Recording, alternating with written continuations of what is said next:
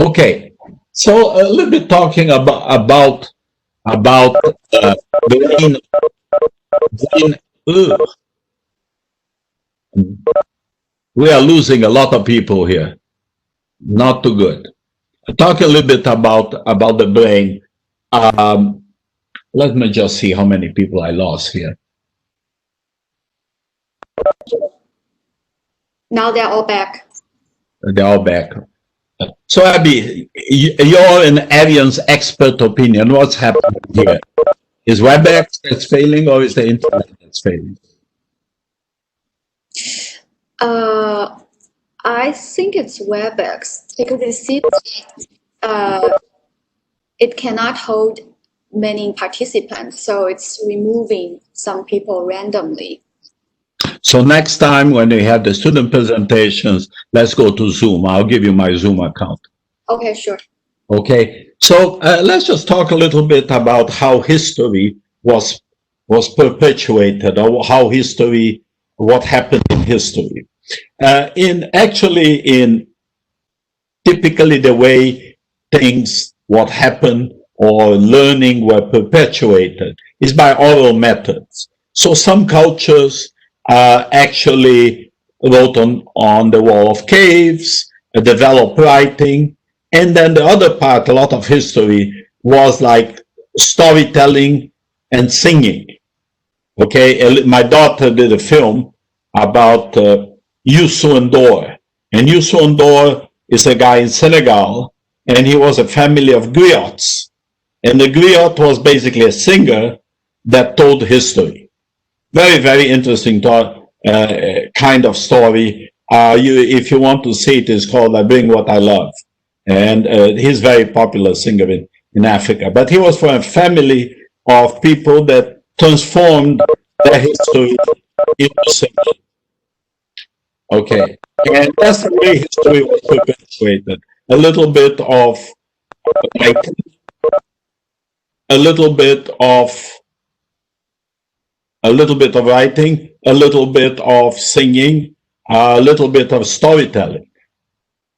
But you know, writing was developed in very different places of the world in different forms, and basically that became kind of in the Middle Ages a monopoly of the clergy. And the clergy had the scribes that basically spend their lives in libraries writing, copying book. And so this was all about loud reading. The scribes then, they were people that read for the other people, so people didn't know how to read and write. And this idea of silent reading that we do all the time was not common in those early days. Another interesting thing in Latin, in many languages, there was a thing in Latin is called scripta tura continua, which basically means there were no intervals between the words. You just kind of say it in a sequence. And if you notice the way we talk, we don't break words by word when we are talking. Okay? And so it's very interesting that basically the idea of separating the words came a little bit later. And the scribes, the people that read and wrote, did not pay much attention to the order of words. The emphasis was on inflection. Big technology came in, and technology changed everything. Gutenberg came in and basically created this metallic types, and he basically could copy a book many, many times. So he didn't really need a scribe to copy every copy of the book. And so in those next 50 years, the number of books produced in 50 years equaled the number of produced scribes in the preceding 1,000 years. So that's very, very impressive. Interesting story. Gutenberg actually went bankrupt. He did the Bible first, and after a few years he went bankrupt. But people that picked up his technology made a lot of money. but a lot is attributed to Gutenberg's technology.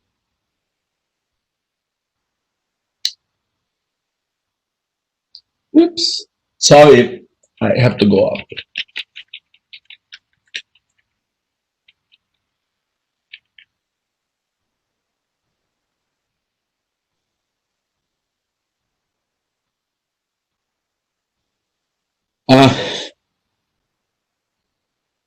So the development of the hard metallic type and the ability to read books dramatically changed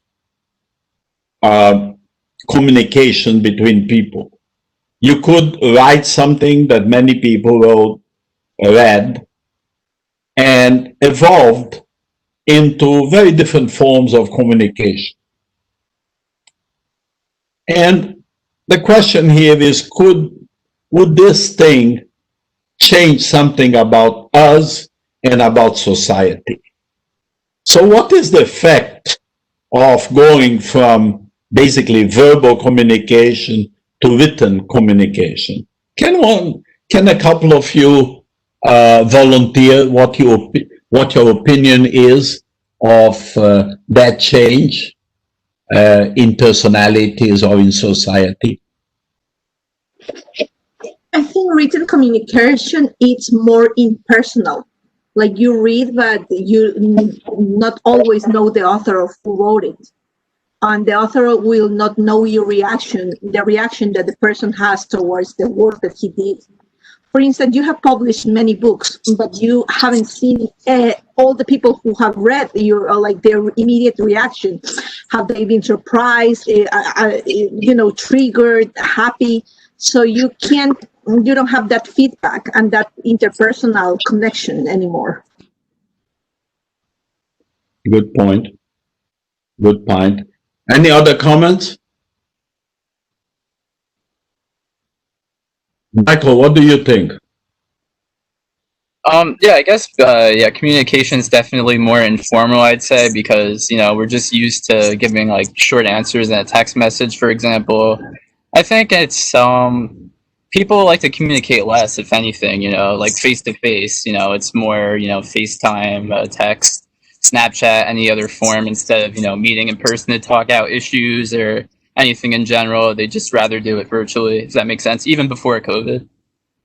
So the question here, just directing you the question that I have here, how does it change you as an individual?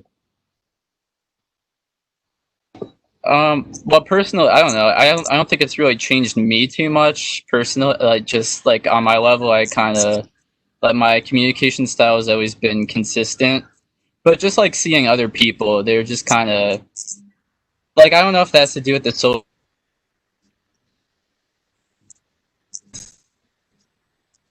People have their online persona, and then you meet them in real life, and they're totally different than what you expect. I don't know if that makes sense. Does that have to do with? Does that answer your question? I'm not sure.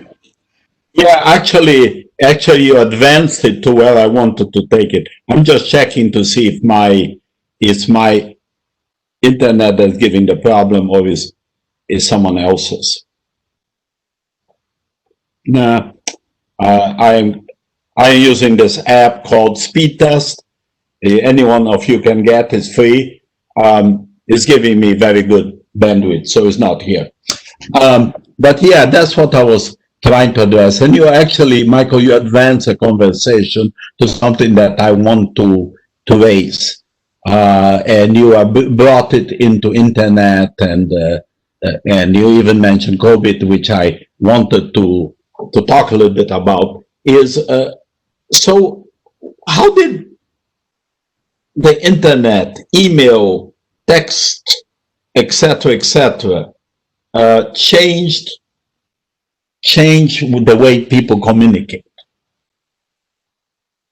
In my opinion, the written form of communication allows for a more to reach out to more people and to get to target more people versus verbal communication. In addition, the message could be taken more seriously. or to where you want the message to go to as far as intentions. Sometimes on verbal communications, your tone could get a meaning changed, perhaps. So I think written communication could be, to some extent, more effective.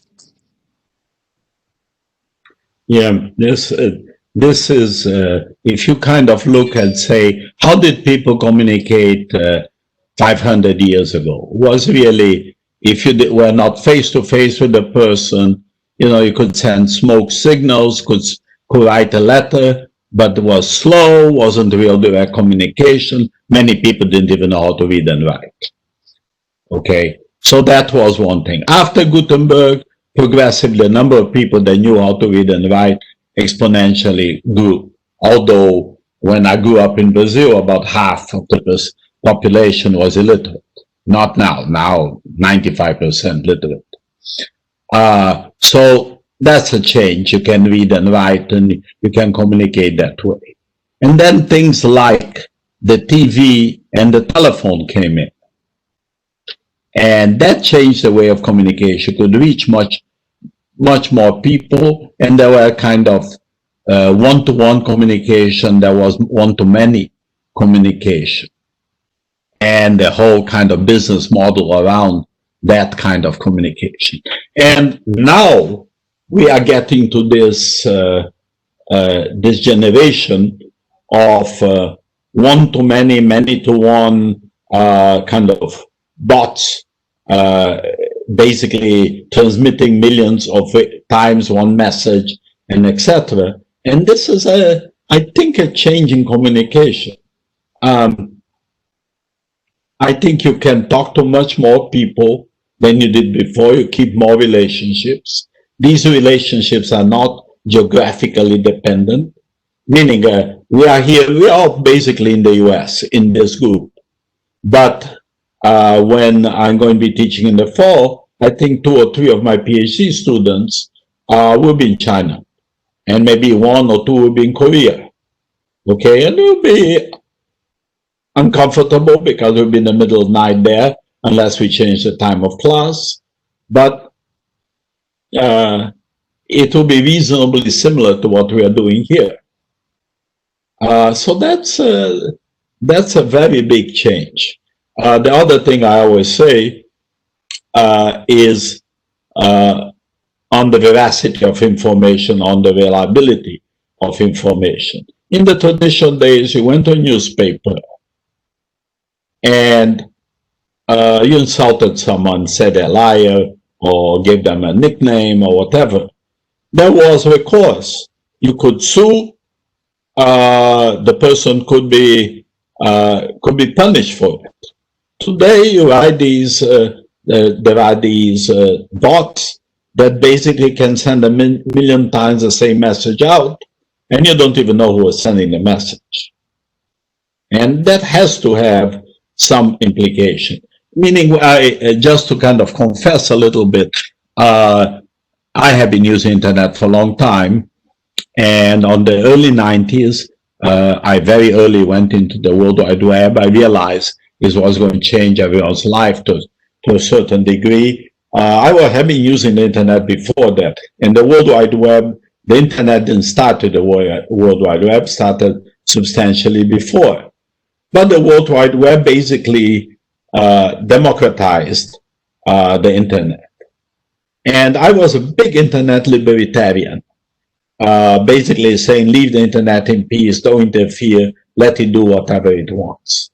Now I'm changing my opinion. I think that there has to be the same regulation that there is on public media and publishing insults or lies about someone. There needs some regulation about what you can say and distribute it. Also, that I think there is a need for regulation of how many copies of whatever you can send to control what's happening actually today in a democratic society.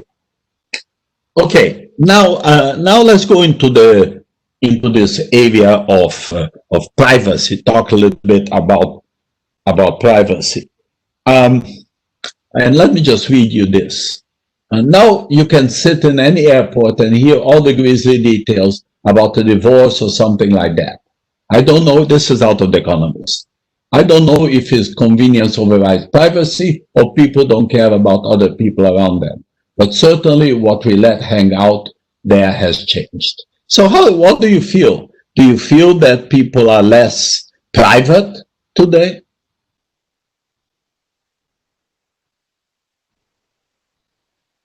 I think so. Yeah. I think some people either are oblivious to whoever is around them, or they simply don't are not concerned about whether disclosing on their personal conversations or over the phone when they're in public.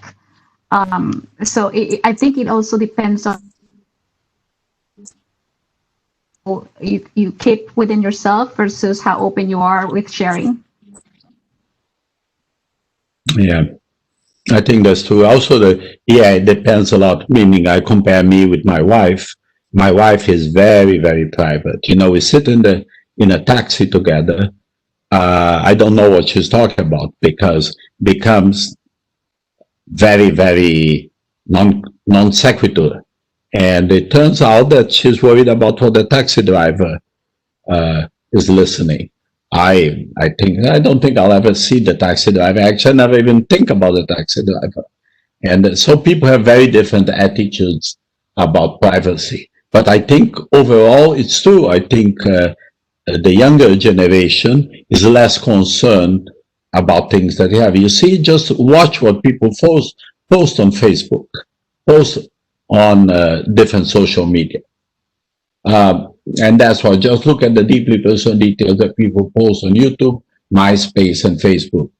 I also am, being an older person, I am always puzzled about these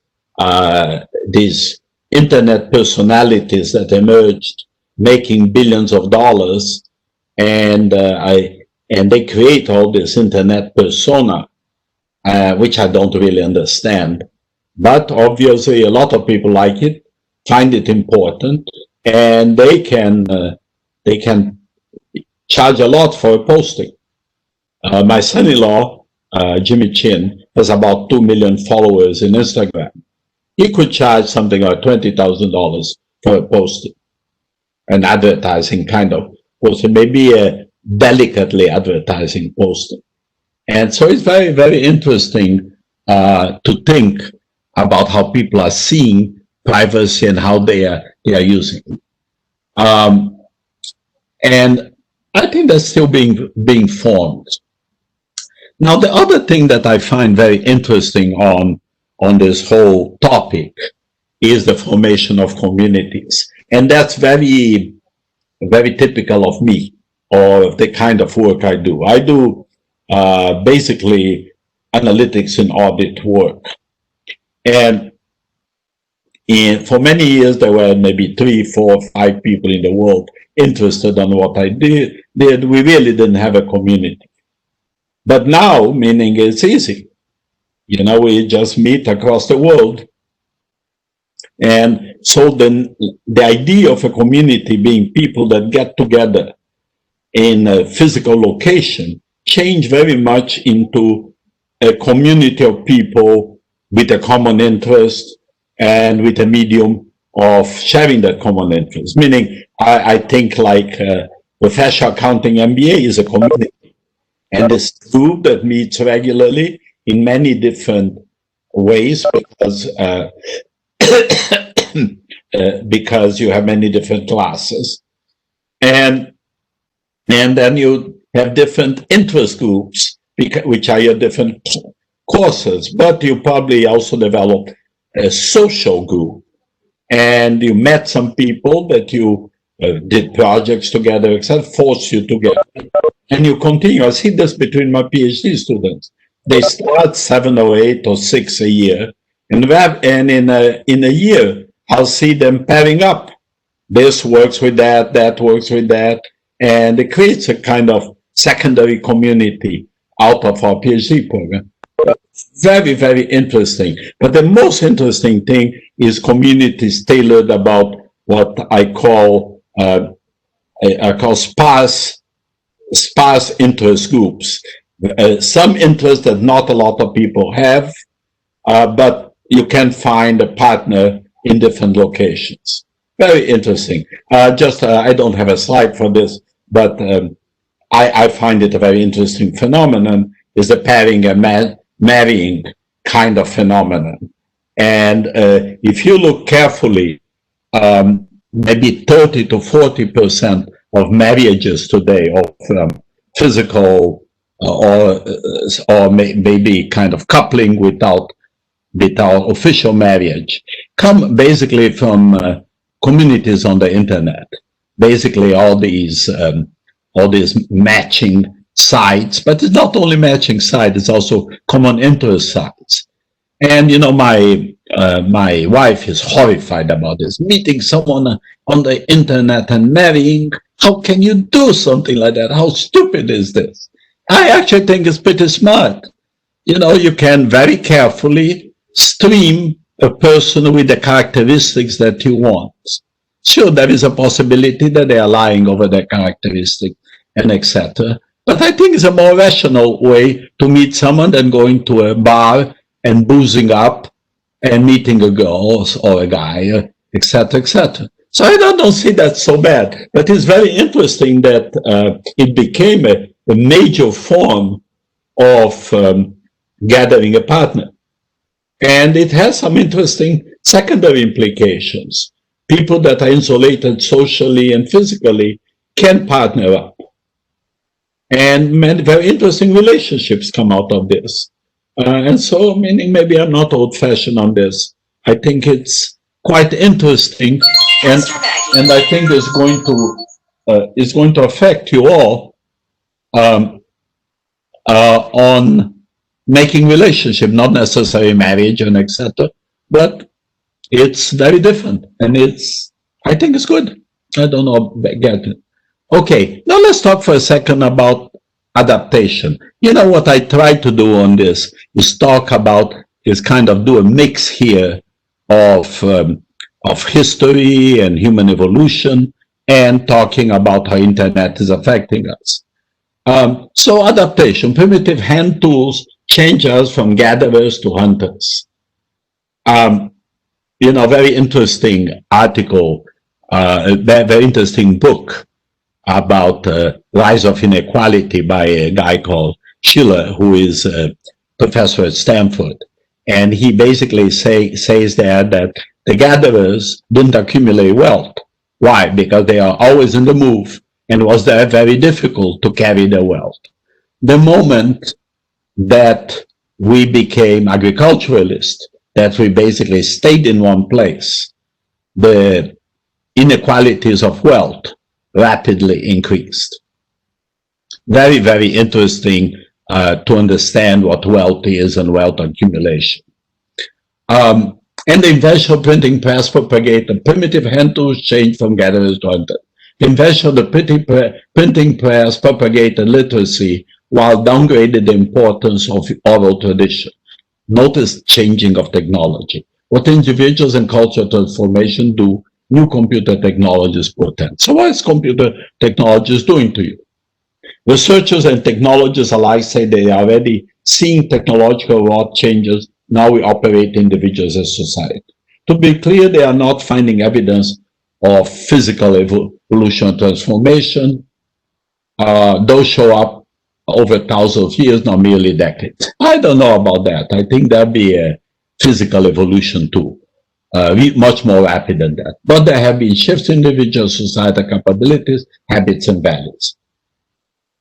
We don't know how this is going to turn out. Now, language.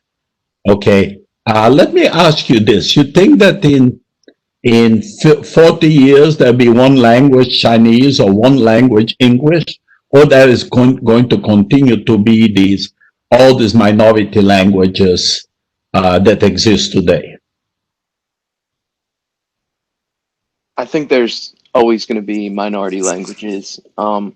I've worked in a lot of environments where people were bilingual and they had their own crowds. For example, in a restaurant, a lot of the chefs spoke Spanish.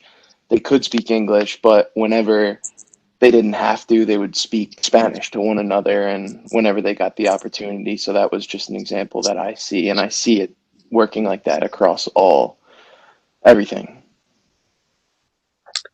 Interesting, Matt. I think you have a point there. What else, what you guys think about language? I would like to get a little bit of speculation here. I think it won't matter in the future.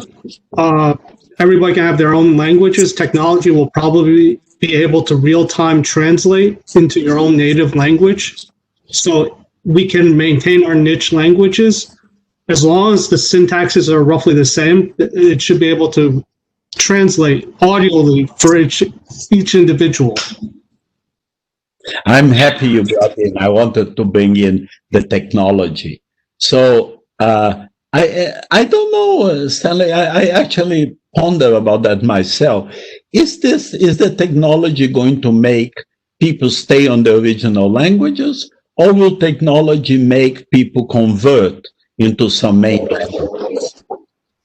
I think technology is a new language that everybody speaks, like even if you speak Spanish or English. What Matt was telling was truth. Like when we are in Spanish, I gather and I speak Spanish if I don't have to speak English, because I feel more comfortable in Spanish. Nothing to do with not liking English or English speaking persons or having secrets, but it's just that you feel more comfortable. But the language of the programming language and this computer language, and let's say Excel, we use a common language, like the things like the features we do and all of that. It's easier because we can communicate. And in like math is a language, Excel would be a language, this programming would be a language. It's easier if you know English because it's intuitive, but if you don't know English, you just memorize the commands and it works. Okay, what will be the effect of something like an ear device that translates for you? So, Nelly hablando en español para nosotros, y entonces I hear it in English. What will be the effect of that?